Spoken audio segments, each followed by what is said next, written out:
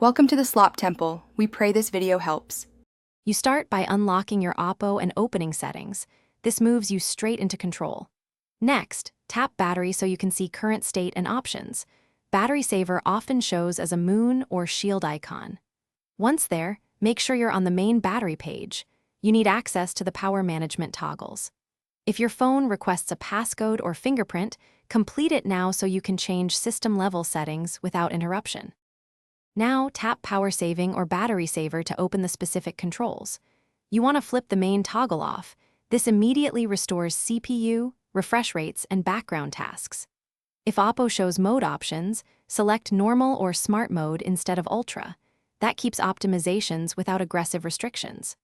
Once done, verify app refresh and notifications return.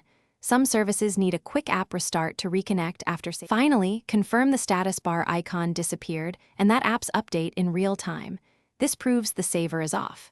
If notifications or background sync still seem blocked, restart the phone. This clears lingering service locks.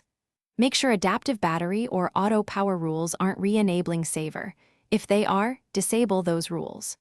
If problems persist, reset battery settings in Settings Battery to restore defaults and then repeat the toggle. That usually fixes stubborn cases.